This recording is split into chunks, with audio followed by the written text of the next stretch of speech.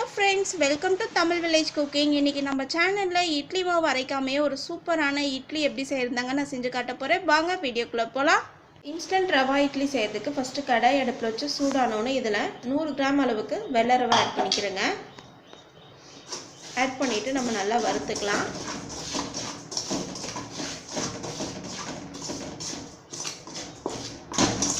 ரவை வந்து ரொம்ப ப்ரௌனிஷ் கலரில் வந்து வறுக்கக்கூடாதுங்க.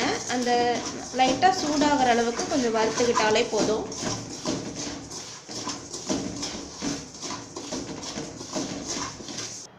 பாருங்கள், நம்ம அந்த ரவை வறுக்கும் போது அந்த மணம் வரும் பார்த்திங்களா, அந்த ஸ்டேஜில் நம்ம வந்து நல்லா இந்த மாதிரி கிளறி விட்டுட்டு ஸ்டவ் ஆஃப் பண்ணிடலாம்.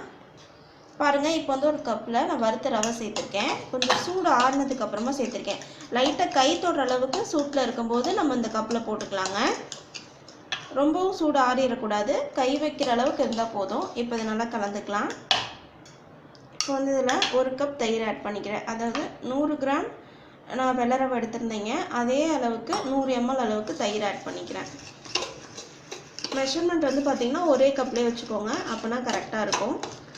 இது எல்லாமே சேர்த்துட்டு நல்லா கலந்துக்கலாம். இந்த மாதிரி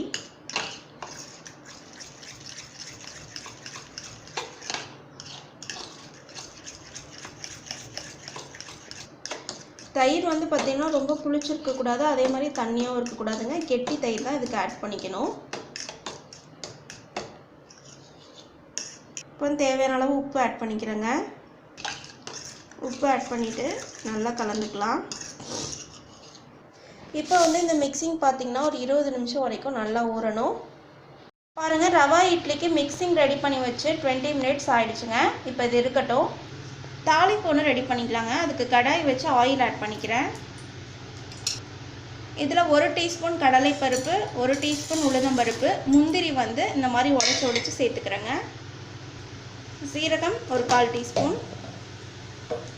இதை எல்லாமே சேர்த்துட்டு நல்லா இந்த மாதிரி மிக்ஸ் பண்ணிக்கலாம்.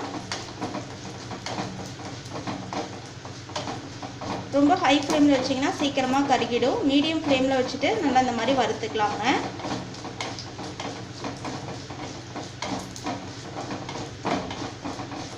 இப்போ இந்த தாளிப்பு தயாராகிடுச்சுங்க.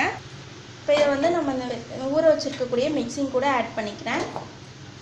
இப்போ இதில் பொடியாக நறுக்கின கருவேப்பிலை, பொடியாக நறுக்கின கொத்தமல்லி தழை, ஒரு பச்சை மிளகாய் இந்த மாதிரி சின்ன சின்னதாக ரவுண்டாக கட் பண்ணி சேர்த்துக்கிறேங்க.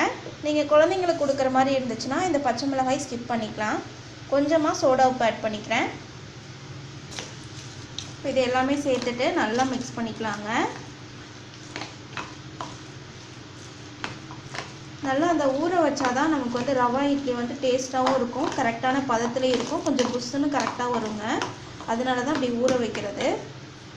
இப்போ இதில் கொஞ்சமாக தண்ணி சேர்த்துக்கிறேன், நிறையா சேர்த்துடக்கூடாதுங்க.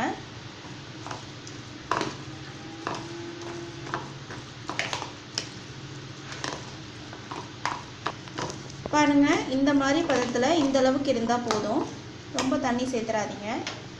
இதில் வந்து துருவி கேரட் சேர்த்துக்கிறேன். ஒரு மீடியம் சைஸ் கேரட் துருவி சேர்த்துக்கிறேங்க. இது எல்லாமே சேர்த்துட்டு நல்லா மிக்ஸ் பண்ணிக்கலாம்.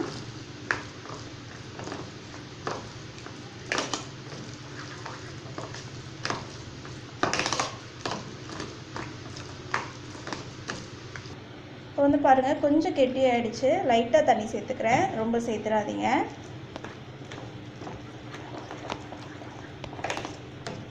சேர்த்துட்டு நல்லா மிக்ஸ் பண்ணிக்கலாம். இப்போ மிக்சிங் வந்து கெட்டி ஆகிடுச்சுன்னா நீங்கள் கொஞ்சமாக தண்ணி சேர்த்துக்கலாம், அப்படி இல்லைன்னா சேர்க்க தேவையில்லை. இப்போ வந்து ரவா இட்லி ஊற்றுறதுக்கு இட்லி தட்டில் வந்து நான் துணி போட்டு ஈர துணி நனைச்சி போட்டு வச்சுருக்கேங்க. இப்போ ஒவ்வொரு குழியிலையுமே நம்ம ஊற்றிக்கலாம். நம்ம நார்மல் இட்லி மாவுக்கு இன்னும் கொஞ்சம் லைட்டாக தண்ணியாக இருக்கும், பட் ஆனால் அதை விட ஒரு ஸ்டேஜ் கம்மியாக நம்ம தண்ணி கம்மியாக சேர்த்துக்கணும்.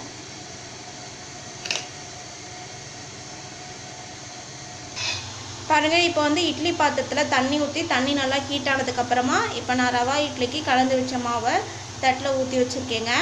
இப்போ மூடி போட்டு மூடியாச்சு. இப்போ ரவா இட்லி வேகட்டும். இப்போ வந்து ரவா இட்லிக்கு பெஸ்ட்டு சைட் டிஷ் வந்து பார்த்திங்கன்னா தேங்காய் சட்னிங்க. அதுக்கு மிக்ஸி ஜாரில் ஃபஸ்ட்டு ஒரு பச்சை மிளகாய், ஒரு துண்டு இஞ்சி ஆட் பண்ணிக்கிறேன். இதில் வந்து அரை மூடி தேங்காய் ஆட் பண்ணிக்கிறேன். மீடியம் சைஸ் தேங்காயில் அரை மூடி தேங்காய் ஆட் பண்ணிக்கிறேங்க. கொஞ்சமாக கொத்தமல்லி தழை ஆட் பண்ணிக்கலாம். தேவையான அளவு உப்பு, 2 ஸ்பூன் அளவுக்கு பொட்டுக்கடலை. எப்பயுமே தேங்காய் சட்னிக்கு அதிகமாக பொட்டுக்கடலை சேர்த்தக்கூடாதுங்க, தேங்காய் தான் அதிகமாக இருக்கணும். இப்போ இதை அரைச்சி சட்னியாக எடுத்துக்கலாம். ரொம்ப நைஸாக அரைச்சிடாதீங்க, கொஞ்சம் குறவரப்பாகவே அரைச்சிக்கலாம். இப்போ வந்து சட்னி அரைச்சி ஒரு கப்பில் ஊற்றி வச்சுருக்கேங்க. சட்னி தாளிக்கிறதுக்கு ஒரு சின்ன பேனில் 1 ஸ்பூன் ஆயில் ஆட் பண்ணியிருக்கேன். கடுகு 1/2 டீஸ்பூன். கடுகு பொரிஞ்சு வர டைமில் கருவேப்பிலை ஆட் பண்ணியிருக்கேங்க. இப்போ சட்னியில் இந்த தாளித்து சேர்த்துக்கலாம். இப்போ நல்லா மிக்ஸ் பண்ணிக்கலாங்க. அவ்வளோதான். இப்போ வந்து ரவா இட்லிக்கு சைடிஷ் தயாராகிடுச்சு. இப்போ வந்து இன்ஸ்டன்ட் ரவா இட்லி ஊற்றி வச்சு பார்த்திங்கன்னா ஒரு 10 மினிட்ஸ் கிட்ட ஆகிடுச்சுங்க. இப்போ நம்ம வந்து ஒரு ஸ்டிக்கோ இல்லைனா இந்த மாதிரி ஏதாவது வச்சு இப்படி நம்ம குத்தி பார்த்து அதில் ஒட்டாமல் இருந்துச்சு அப்படின்னா இட்லி வந்து வெந்துருச்சுன்னு அர்த்தங்க. இப்போ வந்து இட்லி நல்லா வெந்துருச்சு. இப்போ இதை நம்ம பிளேட்டில் மாற்றிக்கலாம். அவ்வளோதாங்க, நமக்கு சூப்பரான இன்ஸ்டன்ட் ரவா இட்லி தயாராகிடுச்சு. இந்த ரெசிபியை உங்கள் வீட்டு கிச்சன்லேயும் மறக்காமல் ட்ரை பண்ணி பாருங்கள். ட்ரை பண்ணி பார்த்து பிடிச்சிருந்துச்சுன்னா எங்கள் தமிழ் வில்லேஜ் குக்கிங் சேனலை லைக் பண்ணுங்கள், கமெண்ட் பண்ணுங்கள், சப்ஸ்கிரைப் பண்ணுங்கள். அப்படியே கூட இருக்கக்கூடிய பெல் ஐக்கானையும் ப்ரெஸ் பண்ணிடுங்க. அப்போ தான் நாங்கள் போடுற வீடியோஸ் உங்களுக்கு உடனே வந்து சேரும். இந்த வீடியோ உங்களுக்கு பிடிச்சிருந்தா ஷேர் பண்ணுங்கள். தேங்க்யூ.